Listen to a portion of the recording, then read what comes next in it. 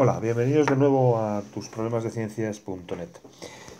Con este vídeo vamos a iniciar una serie de vídeos sobre el movimiento circular. En este primer vídeo definiremos qué es el movimiento circular y las características o magnitudes fundamentales. Como movimiento circular conocemos aquel cuya trayectoria es una circunferencia.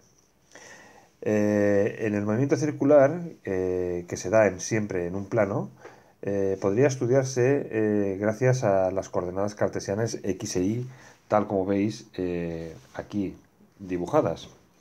Pero en el caso del movimiento circular es mucho más efectivo y mucho más fácil utilizar lo que se llaman las coordenadas polares.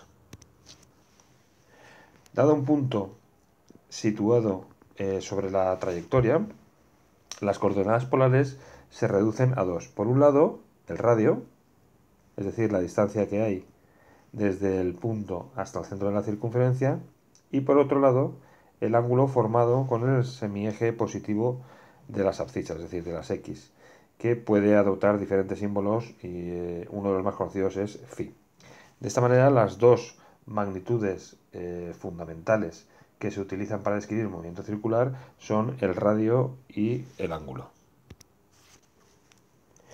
De esta manera, puesto que la trayectoria de una partícula en un movimiento circular es una circunferencia, su coordenada radio no variará, solo variará su ángulo, lo cual simplifica mucho los cálculos. Veamos ahora algunas de las magnitudes que se emplean en el movimiento circular. Por un lado tenemos la distancia recorrida. Esto hace referencia a la distancia sobre la trayectoria que se recorrería entre dos puntos A y B.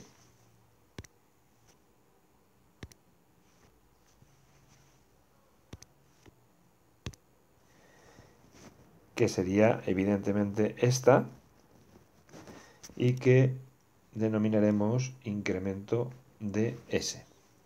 Debe tenerse en cuenta que en el caso de estar situado sobre B, el ángulo descrito sería este, al cual vamos a llamar phi prima, por ejemplo.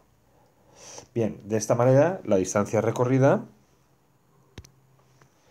se calcula como radio por ángulo descrito, es decir, incremento de phi, que es en realidad phi prima menos phi. Otra de las magnitudes importantes que tendremos que tener en cuenta es la denominada velocidad angular. La velocidad angular se define como la variación del ángulo descrito en un tiempo determinado. Podemos definir básicamente dos velocidades angulares. Una, la velocidad angular media, que sería igual a la diferencia entre dos ángulos descritos en un intervalo de tiempo determinado.